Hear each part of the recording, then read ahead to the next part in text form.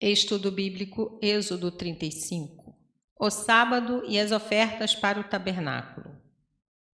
Nos próximos capítulos será relatada a construção do tabernáculo e a fabricação de todos os seus pertences pelos israelitas, exatamente conforme Deus havia prescrito em capítulo 25, verso 1 e 31, verso 18, mas segue em uma ordem diferente. Enquanto os capítulos 25 e 31 deram as instruções para o tabernáculo, esta seção descreve a sua construção. Começando com a reiteração das instruções para a arrecadação das ofertas e convocação dos artesãos, capítulo 35, versos 4 a 19, a narrativa prossegue então, logicamente, para o ajuntamento de materiais e para a identificação dos artesãos, capítulo 35, versos 20, 36, verso 7, a construção das partes e do conteúdo do tabernáculo. Capítulo 36, verso 8, 38, verso 31. A preparação das vestimentas sagradas, 39, de 1 a 31. A construção do tabernáculo, capítulo 39, de 32 a 40 e 33.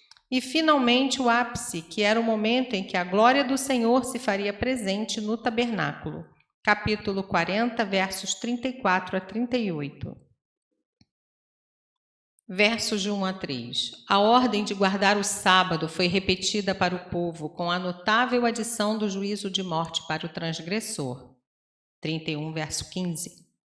O lembrete desta vez foi dado para reprimir o povo e tornar claro que até mesmo em seu entusiasmo de construir a casa do Senhor, deviam descansar e servir a Jeová em um dia nos 7. Moisés provavelmente disse mais do que aparece nesses versículos, como em Êxodo 31, 12 a 17. E aqui adicionou uma advertência contra a tentação especial de fazer-se uma fogueira. Verso 3. Uma tarefa árdua nas noites frias do deserto. Deus quer tirar o desejo de fazer vários tipos de trabalho. O único fogo aqui que queima no sábado é o fogo dos altares do templo de Deus. Versos 4 a 9, voluntariamente. O convite foi feito aos que tinham o coração disposto para trazer o material, capítulo 25, versos de 1 a 8. Deve-se notar que aqui não se faz pressão sobre o povo, nem coação ou declaração de necessidade, mas um simples aviso. Só a oferta feita segundo o propósito do coração, com alegria e amor, agrada a Deus. 2 Coríntios 9, 7 e 1 Coríntios 13, 3.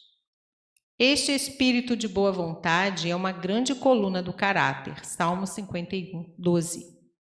Se alguém estranha que o povo no deserto tinha tantas preciosidades para oferecer, terá que se lembrar que esse povo tivera um milagroso passado.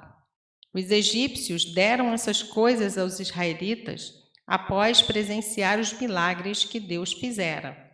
Êxodo 3, 22 e 12, de 35 a 36. Uma atitude de boa vontade deve acompanhar todas as coisas que oferecemos a Deus, inclusive nossas próprias virtudes que dele provêm. Verso 10. Todos os sábios de coração. Os materiais para fazer o tabernáculo eram ofertas do povo, versos 5 a 9, mas tinham sua origem na graça divina.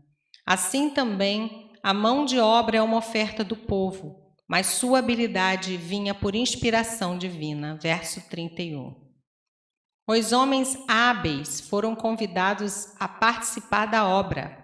É significativo que no íntimo dos estatutos e atividades da lei mosaica havia perfeita liberdade para querer e fazer a obra do Senhor. Versos 11 a 19. Um resumo dos objetos sagrados descritos nos capítulos 25 até 30. Até o menor dos itens, tudo foi dedicado ao Senhor. As cordas das tendas não foram mencionadas em 27, verso 19, mas deduz-se que existiam. Versos 20 a 22.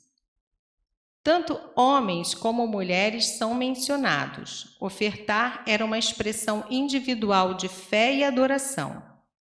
Fivelas, pendentes, anéis, braceletes, versos 22.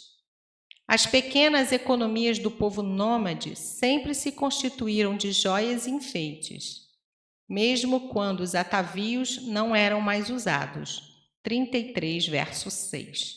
Eram guardados como dinheiro. Versos 23 e 24. Estes materiais significativos se descrevem em 25, versos 3 a 8. A oferta particular dos homens. Verso 25. Mulheres hábeis. A contribuição especial das mulheres, cujo trabalho particular foi o de tecer as fazendas mais simples. A igreja possuíra mulheres de grande ternura e dedicação, que deram do melhor e da especialidade do seu trabalho. Lucas 8, versos de 1 a 3, Atos 9, 36 a 41 e 16, de 11 a 15. Verso 26, pelos de cabra. O método mais comum de fazer material para tendas era o ofício do apóstolo Paulo, que lhe dava o sustento durante as viagens missionárias. Atos 18, 3. Até hoje se fabricam tendas desse tipo no Oriente. Versos 27 e 28, príncipes. Não no sentido de filhos de família real, mas líderes entre o povo, talvez os chefes de 1000.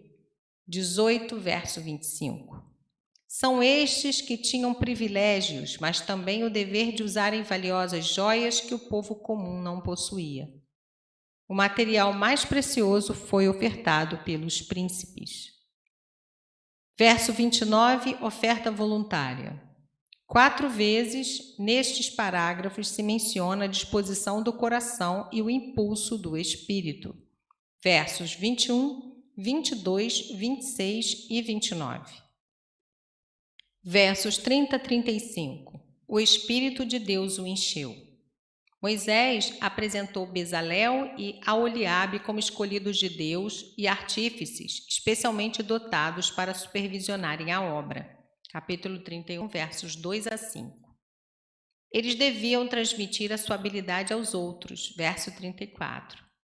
O servo de Deus nunca recebe bênçãos de capacidade só para o seu proveito próprio.